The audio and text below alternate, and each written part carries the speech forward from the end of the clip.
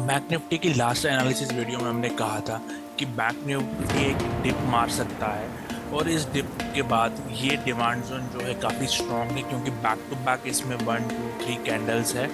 और जब भी इधर डिप मारेगा तो हमें इधर बाइंग अपॉर्चुनिटी देखनी पड़ेगी, और अगर यहाँ पे बाइंग अपॉर्चुनिटी मिलती है तो ये टॉप अगेन क्रॉस करेगा। पर आप देख सकते हैं कि bank Nifty exactly same analysis जो हमने की थी पहले इस डिमांड जोन में आया, और इस डिमांड जोन से हमें बाइंग सेटअप मिला और ये अगेन इस टॉप के ऊपर गया है। निफ्टी की हमने जो बात की थी कि पहले ये एक बार डिप मार के ऊपर जाएगा, इस टॉप को ब्रेक करेगा।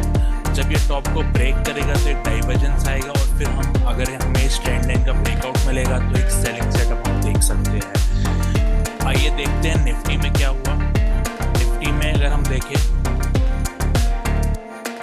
तो आप देख सकते हैं कि यहाँ पे एक डिप आई है और उस डिप के बाद अगेन हमें एक ब्रेक ऑफ का टॉप मिला है। तो आइए आज हम ये एनालिसिस करते हैं दोबारा कि कल मार्केट कैसे होंगे।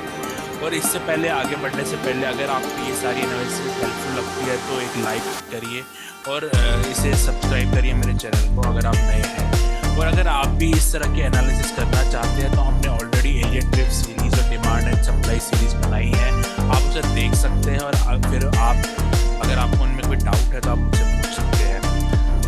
तो आइए स्टार्ट करते हैं बैंक निफ्टी। अगर हमने बैंक निफ्टी के 15 मिनट में चार्ट में देखते तो आप देख सकते हैं एक आर्ली की एक ट्रेंड लाइन आ रही है और प्राइस आज एग्जैक्टली उसी पे सपोर्ट लेके ऊपर गई है।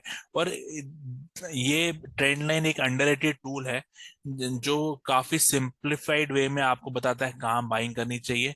और अगर कभी कभी डिमांड जोन और ट्रेंड लाइन एक ओवरलैप करते हैं तो एक स्ट्रॉन्ग कॉन्फ्लुएंस माना जाता है, और ये एक बहुत अपॉर्चुनिटी मानी जाती है, काफी strong opportunity.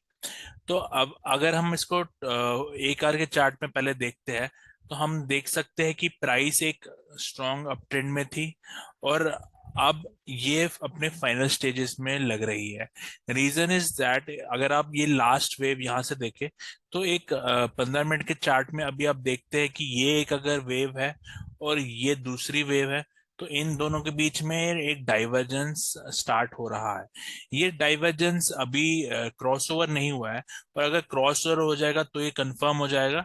But as of now अगर ये समझ लो एक्सटेंड हो जाता है, कल मार्केट ओपन होता है और बहुत हाई मोमेंटम में ऊपर जाने लगता है, तो ये डाइवर्जेंस नलीफाई होके ऊपर ही जाएगा। हमें यहाँ पे क्या चाहिए कि यहाँ पे आइदर ये ब्रेक ऑफ ट्रेंड लाइन हो, और जब भी ऐसा होता है तो मार्केट हमें सेल सेटअप्स देगा और हमें सेल साइड ही रहना चाहिए। अगर ऐसा आपने देखा इंटरनली, अगर आप देखिए 5 मिनट के चार्ट में ये वेव जो है उसके बीच में आप इंटरनली ये ट्रेंड लाइन ड्रॉ कर सकते हैं। तो 5 मिनट के चार्ट में और 15 मिनट के चार्ट में ये है कि आप जो डाइवर्जेंस है वो 5 मिनट के चार्ट में भी देख सकते हैं। तो अगर आपको यहाँ पे इसको ब्रेक हो जाता है ये पॉइंट और यहाँ पे आपको करेक्शन मिलती है तो आप उसको सेल सेटअप में ले सकते हैं।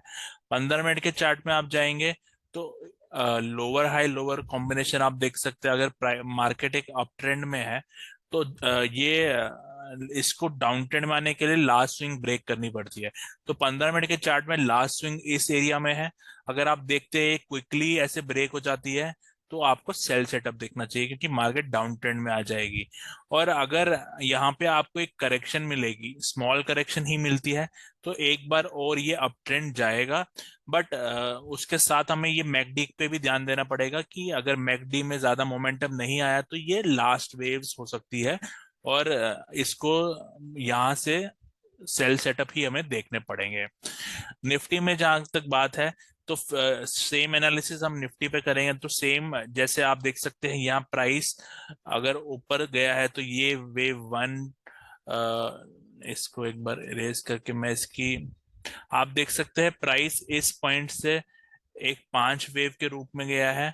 जो वेव वन और वेव थ्री है उसके बीच में कोई डाइवर्जेंस नहीं है, और जो वेव थ्री और वेव फाइव है वहां पे एक डाइवर्जेंस बन रही है। अभी ये वेव फाइव कंप्लीट नहीं हुई है, क्योंकि अगर आप देख सके हैं ये इंटरनली 5 मिनट के चार्ट में इन दो वेव्स के बीच में कोई डाइवर्जेंस नहीं है। तो इस वेव और इस वेव के बीच में कोई डाइवर्जेंस नहीं है, तो हमें इस करेक्शन देके एक बार ऊपर भी जा सकता है। बट ओवरऑल अगर आप देख सकते हैं लॉन्गर पिक्चर जो 15 मिनट की है, उसमें डाइवर्जेंस दिख रहा है। तो अगर हमें यहाँ पे भी ट्रेंड लाइन, अगर आप 5 मिनट के चार्ट में जाओ तो आपको ये trend line break, trend line, internet trend line भी मिलेगी, और ये 15 मिनट की एक ट्रेंड लाइन भी मिलेगी। अगर आपको कोई ऐसी मूव मिलती है, अगर प्राइस इसके नीचे आ जाए तो ये 5 मिनट के पे तो नेगेटिव बन जाएगा, बट इससे हमें करेक्टिव स्ट्रक्चर भी मिल सकता है। अगर आप बट एक लंबा ट्रेंड लेना चाहते हैं तो लास्ट स्विंग ये है 15 मिनट के चार्ट में, और अगर मार्केट ने ये ब्रेक कर लिया तो एक हैवी सेल ऑफ भी आ सकता है। तो हमें ये छोटा स्मॉल करेक्शन देगा या बड़ा सेल ऑफ देगा, या ये कल मार्केट ऊपर जाएगा, इट ऑल डिपेंड्स यहाँ पे कहाँ ओपन करके ये करेक्शन देता है या गिरने लगता है फास्ट इम्पल्स से फॉलोड बाय करेक्शन।